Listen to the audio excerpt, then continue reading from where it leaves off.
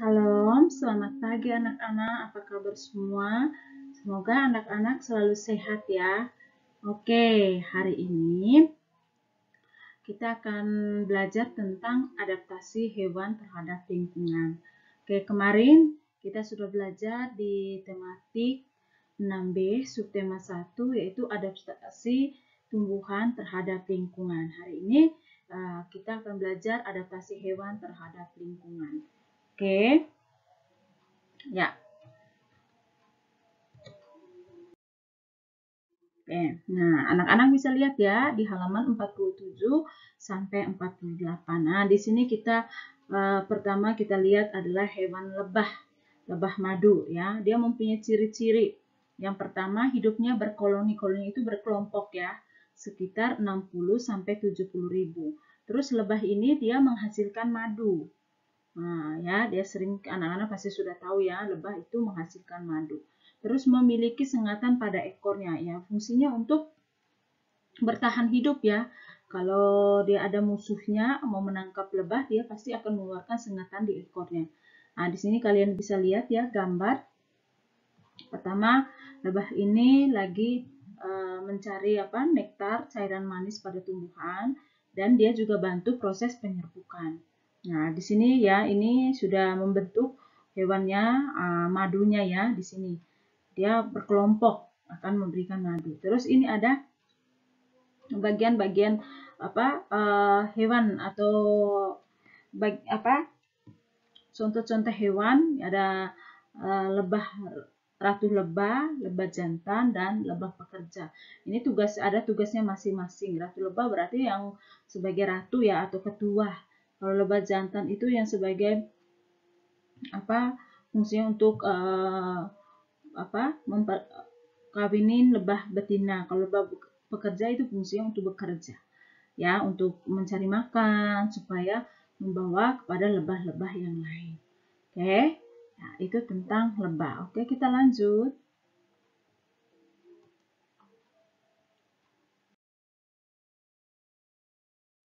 Nah, ini di sini ada di halaman 51 sampai 52.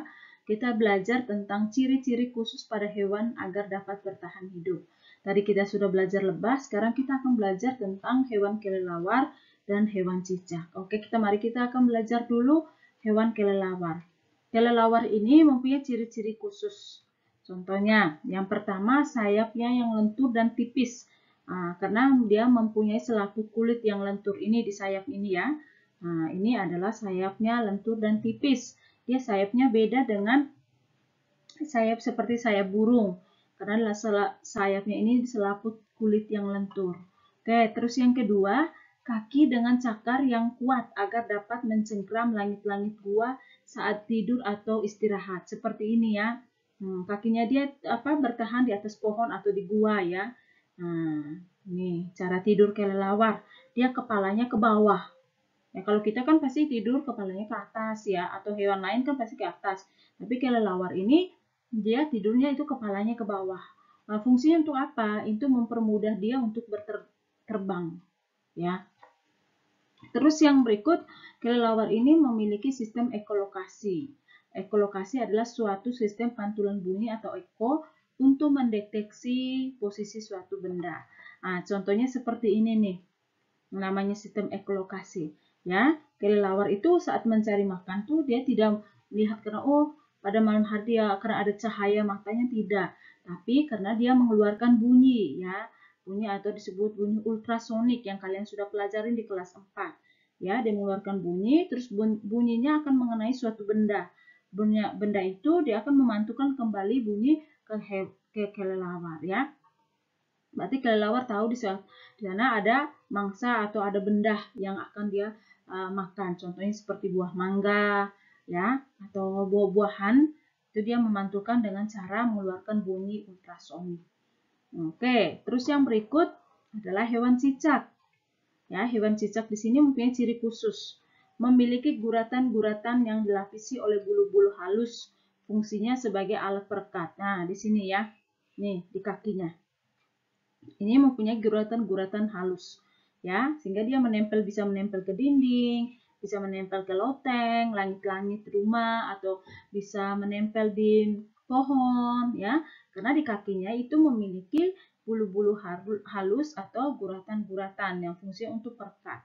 Terus yang berikut, dia memiliki lidah berlendir. Ya, lidah yang berlendir yang sangat lengket, fungsinya untuk menangkap mangsa. Mungkin pada malam hari kalian lihat dia saat menangkap lalat, ya, atau binatang-binatang kecil, dia akan keluarkan lidahnya. Terus yang berikut, melakukan autotomi. Nah, autotomi ini adalah pemutusan bagian ekor untuk mengelabui musuh. Seperti ini ya. Dia akan, kalau ada musuh, dia akan melabui, dia putuskan ekornya, terus dia akan berlari. Ya, walaupun sudah putus ekornya, dia akan muncul lagi ekor yang baru. Ini adalah cara adaptasi hewan cicak. Oke, sampai di sini anak-anak sudah bisa mengerti ya. Oke, kita lanjut.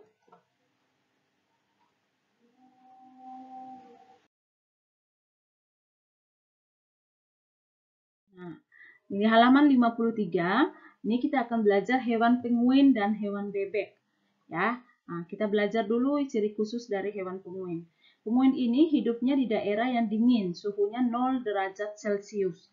Berarti sangat dingin ya, di daerah kutub. Mereka hidupnya berkelompok dan berdempetan agar tetap hangat, seperti ini. Ya, sama seperti kita kalau lagi kedinginan, kita dempet-dempetan atau kita berkelompok, pasti kita akan terasa hangat. Ya, terus kulit tubuhnya berlapis lemak. Ya, kalau orang yang badannya lemak banyak, pasti dia tidak terasa dingin. Ya, dia pasti akan rasa panas. Dan bulunya itu sangat lebat. Ya, karena mereka hewan yang di daerah kutub, pasti mereka punya tubuh kulitnya yang berlapis lemak, bulunya sangat lebat, dan hidupnya berkelompok. Ya. Terus yang berikut, hewan bebek. Ya, bebek itu memiliki bulu tersusun rapat seperti ini dan berlapiskan minyak. Kenapa? Kalau saat dia masuk ke dalam air, badannya tidak basah, ya. Itu hanya ada di bulu-bulunya karena ada bulunya itu tersusun rapat dan berlapiskan minyak. Terus kakinya berselaput, ya. Ini namanya berselaput. Ya, seperti ini. Fungsinya sebagai dayung saat berenang dan menahan berat badan saat jalan di atas tanah yang lumpur. Terus yang berikut, bebek memiliki paruh yang berbentuk sudu. Sudunya ini ya, nih paruh atau kita biasa dibilang mulutnya, ya berbentuk sudu. Terus bebek menutup telinga, ya saat masuk ke dalam air. Ya, kalau dia masuk ke dalam air, dia akan menutup telinganya supaya tidak kemasukan air. Oke, itu hewan penguin dan hewan bebek. Oke, kita lanjut. Nah, sekarang di halaman 54 kita akan belajar tentang hewan unta. Kita akan pergi ke gurun dulu sebentar ya. Hewan unta. Yang paling pertama, hewan unta ciri-ciri memiliki punuk ya untuk menyimpan cadangan makanan berupa lemak. Ini namanya punuk ya di atas ini. Dia selalu simpan cadangan makanan lemaknya ada di sini. Sehingga saat dia tidak mendapat makanan, lemaknya ini akan digunakan ya supaya dia tidak merasa kelaparan. Apalagi daerah gurun yang tidak ada rumput, tidak ada air ya, dia menyimpan cadangan makan dia di atas punuknya. Terus yang berikut memiliki bulu mata yang panjang untuk mencegah masuknya debu ke dalam mata. Ini bulu matanya sangat panjang ya. Saat kalau ada angin bertiup, pasti pasirnya akan berterbangan. Nah, fungsinya bulu mata ini dia akan menutup supaya debu-debu dia tidak akan masuk ke dalam matanya. Terus yang berikut memiliki telapak kaki lebar dan tebal. Fungsinya untuk mencegah terbenam ketika saat masuk ke dalam pasir. Ya, ini kakinya lebar dan tebal. Saat dia masuk ke dalam pasir, jalan, dia tidak tenggelam kakinya ke dalam pasir. Ya. Terus yang terakhir, kakinya panjang untuk mencegah agar tidak panas. Nih, kakinya unta itu kakinya sangat panjang. Ya, sehingga kalau ada suhu di tanah yang panas, dia tidak terkena langsung ke badannya. Oke. Ya, ini adalah ciri-ciri hewan unta agar bertahan hidup di gurun. Oke, kita lanjut. Yang berikut di halaman 69-70. Di sini kita akan lihat hewan semut. Nah, ya ada gambarnya. Nah, yang pertama, semut itu mampu mengeluarkan bau khusus untuk tanda bahaya. Oh, kalau ada bahaya, itu mereka akan mengeluarkan bau yang sangat khusus sehingga sesama semut tahu, oh berarti ada bahaya nih, mereka harus menghindar atau mereka mencari tempat yang aman. Ya. Terus yang berikut mempunyai antena, fungsinya membau, menyentuh serta merasakan getaran di sekitar mereka. Ya, antenanya seperti ini, ya. Nah, di atas kepalanya itu namanya antena. Mereka untuk saling menyentuh, membau agar mereka merasakan getaran di sekitar mereka. Terus yang berikut, jika berpapasan dengan sesama, saling bersentuhan. Kita tahu ya, kalau kita lihat semut itu kalau lagi berpapasan dengan sesama semut, mereka akan saling bersentuhan. Seperti kita mungkin ya, kalau lagi ketemu teman atau sahabat atau orang yang kita kenal, pasti kita salaman ya. Mungkin dulu, kalau sekarang kan corona nggak boleh salaman ya, pasti kita tunduk salam ya. Begitupun hewan ya, hewan dia kalau ketemu sesamanya dia akan bersentuhan ya. Oke, kita lanjut.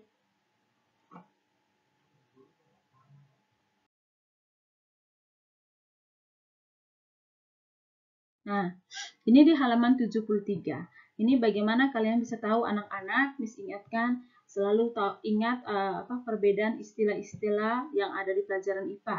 Oke, di sini kita akan belajar apa perbedaan kamuflase dan mimikri. Oke, kamuflase itu perilaku yang dilakukan oleh seekor hewan dengan berada di tempat yang memiliki warna sama dengan warna tubuhnya. Ya, bukan dia merubah warna kulit, bukan, tapi dia akan mencari tempat yang sama dengan warna kulitnya supaya dia bisa bertahan hidup. Ya, supaya tidak ada musuh, tidak ada mangsa, dia cari tempat yang sama dengan warna kulitnya. Oke, yang paling pertama citah. Ya, citah ini kita lihat kalau seperti di rumput, kalau dari jauh kita nggak kelihatan kalau ada citah di sini, karena warnanya hampir sama dengan rumput yang kering. Ya, terus yang kedua singa. Ya, singa itu sering berada di tempat yang rumput-rumputnya sangat kering, karena rumput sangat kering warnanya sama dengan warna tubuh singa. Ya, terus yang berikut beruang kutub. Ya, kita tahu di kutub kan pasti ada salju. Ya, beruang kutub pasti karena warnanya sama dia akan cari tempat seperti itu. Yang berikut belalang bunga. Nah, kalian pasti nggak tahu ini, kalau kita lihat dari jauh secara itu pasti kita tahu hanya ada bunga. Ternyata di sini ada belalangnya nih. Di sini ya, ini ada antenanya. Ini ada belalang. Dia hinggap di bunga yang warna sama dengan tubuhnya. Terus yang berikut kupu-kupu daun. Ya, kupu daun kering ya. Biasanya daun kering itu kita tahu ini warna kupu-kupunya warna sama dengan daun yang kering. Ya, nah, kita nggak bisa melihat, oh ternyata di situ ada kupu-kupunya karena warnanya sama. Itu namanya kamuflase. Oke, kita lihat yang berikut.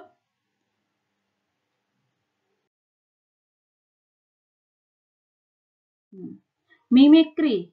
Ya, mimikri itu berarti perilaku hewan mengubah warna tubuhnya dengan warna yang dihinggapi. Nah, yang paling mungkin anak-anak yang paling tahu adalah bunglon. Ya, bunglon seperti di pohon yang kering, ya, dia akan merubah warna tubuhnya seperti pohon kering. Ya, kalau di tempat yang daun warna hijau, dia akan merubah warna kulitnya menjadi hijau. Atau di tempat daun kering, dia akan merubah tubuhnya menjadi warna seperti daun kering. Ya, itu adalah bunglon. Terus yang berikut gurita berwarna abu-abu. Nah, kita nggak tahu ya gurita ini di dalam ini ada apa gurita, karena warnanya sama seperti abu yang di laut, ya mereka akan mengelabui musuh dengan cara itu atau bertahan hidup supaya orang nggak tahu kalau di situ ada gurita karena warnanya sama dengan warna tanah atau debu yang di laut. Terus yang berikut kelinci sepatu salju. Nah, kalian perhatikan ada perbedaan. Nih, saat kelinci di tempat yang bukan warna salju atau di tempat-tempat yang gersang, warna tubuhnya akan berubah seperti itu. Begitupun kalau kelinci di tempat di salju ya, di apa salju itu dia akan merubah tubuhnya seperti salju. Nah, sehingga orang dari jauh tidak tahu kalau di situ ada kelinci. Oke, sampai di sini bisa mengerti ya dan bisa tahu perbedaannya. Oke, kita lanjut.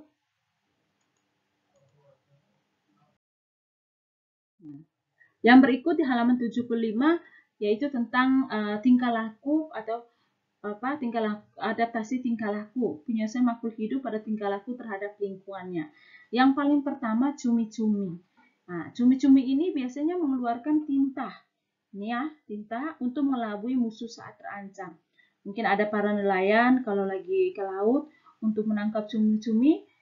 Cumi-cumi sudah tahu, oh pasti dia akan ditangkap atau ada musuh, dia akan mengeluarkan tinta. Sehingga tintanya akan membuat lautnya berkeruh dan cumi-cumi akan bersembunyi. Ya. Terus yang berikut paus. Paus ini akan sering muncul dan menyemprotkan air ke permukaan laut ya. Dia tujuannya untuk memanfaatkan oksigen yang terlarut di dalam air. Karena kita tahu paus ini bernapas menggunakan paru-paru. Makanya dia butuhkan oksigen. Dia selalu ada di permukaan laut dan dia mengeluarkan semprotan air ya. Supaya dia memanfaatkan oksigen yang terlarut di dalam air. Oke, kita lanjut.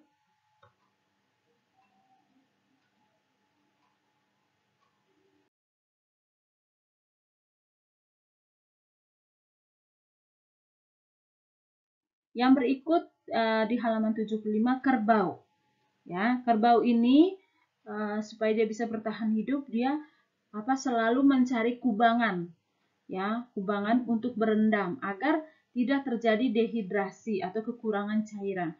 Pada musim panas kita tahu itu mereka selalu cari kubangan siang-siang hari, mereka berendam badannya di kubangan supaya tidak mengalami dehidrasi atau kekurangan cairan dalam tubuhnya.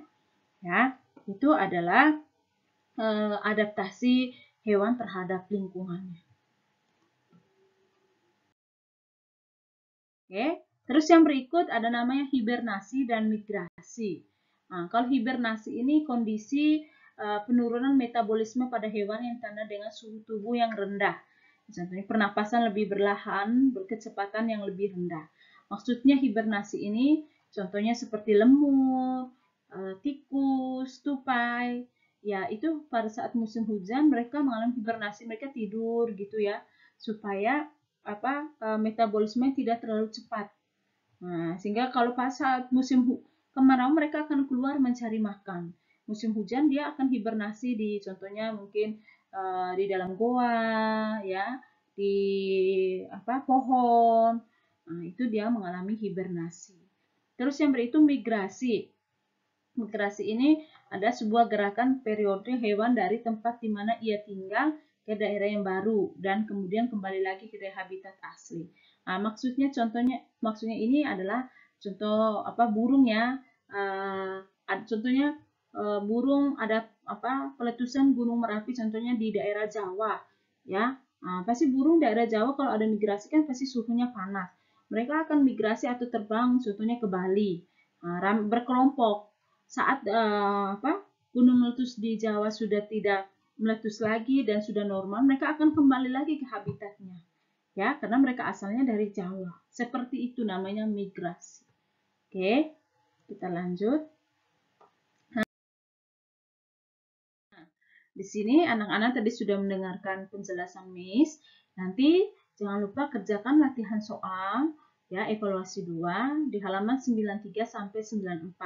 Tematik 6B, kirim ke GCR. Nah, untuk nomor 17 dan 18 kerjakan di buku PS ya. Dan kerjakan dengan teliti. Sudah kelas 6 ya, anak-anak, supaya nilainya bagus. Oke, itu saja yang Miss jelaskan. Semoga bermanfaat. Dan anak-anak tolong dilihat videonya. Oke? Thank you. Semoga anak-anak selalu sehat, selalu kuat, walaupun masih belajar dari rumah. Tuhan Yesus memberkati.